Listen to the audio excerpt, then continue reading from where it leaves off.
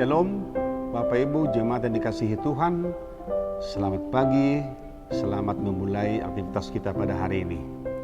Sebelum kita beraktivitas hari ini, kita akan disapa oleh firman Tuhan dari Matius pasal 26 ayat 38 yang berbunyi demikian.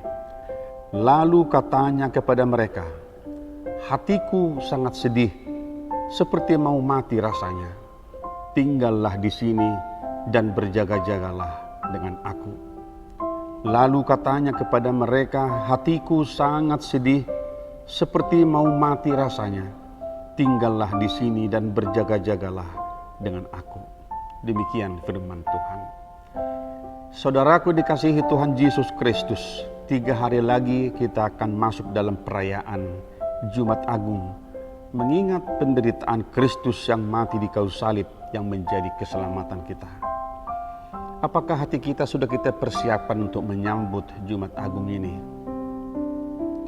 Saudaraku, peristiwa Getsemane, di mana Yesus Kristus yang membawa para muridnya ke taman itu, pada malam sebelum dia akan mengalami penderitaannya, sebelum dia diserahkan kepada tangan orang-orang Yahudi, Yesus merasakan hati yang sangat sedih, sebagaimana perasaan manusiawi kita, saudaraku. Dia berkata kepada para muridnya, hatiku sangat sedih, seperti mau mati rasanya. Saudaraku boleh bayangkan, seseorang yang sedang akan memasuki penderitaan itu. Seseorang yang sedang menantikan pergumulan yang sangat berat dalam kehidupannya. Yang pasti, tidak ada orang yang pernah mempersiapkan dirinya untuk menerima penderitaan. Semua orang pasti akan berkata, aku tidak mau menderita. Semua orang pasti akan mengatakan penderitaan itu jangan menjadi bagian hidupnya. Tetapi Kristus dalam menghadapi penderitaannya, sama seperti kita manusia biasa, hatinya sangat sedih, mau mati rasanya. Itu artinya, saudaraku, Yesus sedang menantikan penderitaan yang sangat berat yang akan dia alami sebentar lagi di taman Getsemane itu. Para murid yang dia pilih menjadi murid-muridnya, mereka hanya bisa berjaga-jaga sebentar dan tidak begitu tahan untuk tetap bersama dengan Yesus Kristus. Beberapa kali dia datang menghampiri muridnya berkata, tidak tahankah kamu beberapa waktu lamanya bersama aku? Sementara para muridnya mulai mengantuk, merasakan bahwa mereka begitu lelah mendampingi Yesus yang sebentar lagi akan mengalami penderitaan itu. Saudaraku, mari lihat, kalau kita punya pergumulan, penderitaan, tantangan kehidupan, ketika kita diperhadapkan kepada penderitaan Yesus yang luar biasa, apakah kita berkata bahwa penderitaan kita adalah penderitaan yang lebih berat daripada penderitaan Kristus?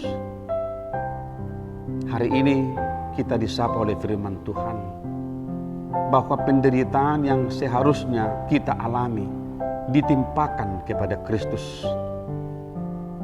Dosa yang kita lakukan ditimpakan kepada Kristus. Dan itulah puncak daripada cinta kasih Tuhan dalam kehidupan kita. Firman Tuhan berkata kepada kita, berjaga-jagalah, berdoalah, sebab pencobaan itu, pergumulan itu bisa datang pada waktu yang tidak pernah kita duga. Oleh karena itu, setiap orang yang berjaga-jaga, yang berdoa dalam kehidupannya adalah orang yang mengantisipasi segala kemungkinan yang terjadi, baik penderitaan, tantangan hidup, pergumulan hidup yang mungkin terjadi bagi kita. Hari ini Tuhan berkata kepada kita, kita tidak hanya tinggal dalam kesedihan, tetapi berjaga-jaga dalam arti berdoa kepada Tuhan, menyerahkan seluruh kehidupan kita kepada Tuhan, supaya Dia yang memimpin kehidupan kita, baik dalam suka maupun duka. Selamat beraktivitas. Firman Tuhan hari ini membawa kita kepada perenungan bahwa Dia ada tetap bersama-sama dengan kita, baik dalam suka maupun duka. Tuhan memberkati kita semua. Jangan lupa pakai masker, cuci tangan, dan jauhi kerumunan, supaya kita boleh sehat dalam menjalani kehidupan kita di masa pandemi COVID ini. Tuhan memberkati kita semua, saudaraku. Mari kita berdoa.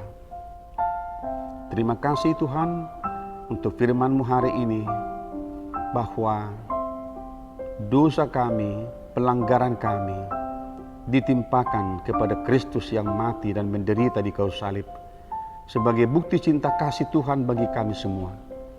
Ajarlah kami ya Tuhan untuk mencontoh, meneladani Kristus yang taat sampai kepada kematiannya di kayu salib. Ajarlah kami juga ya Bapa, supaya kami boleh lebih taat kepada Engkau lewat pergumulan hidup kami, lewat tantangan kehidupan kami, sebab di dalam Engkaulah kami memperoleh sukacita yang abadi di dalam Kristus Yesus. Terima kasih Bapa, kami serahkan hidup kami dalam tangan pengasihan-Mu, di dalam nama Tuhan Yesus Kristus Tuhan kami. Amin.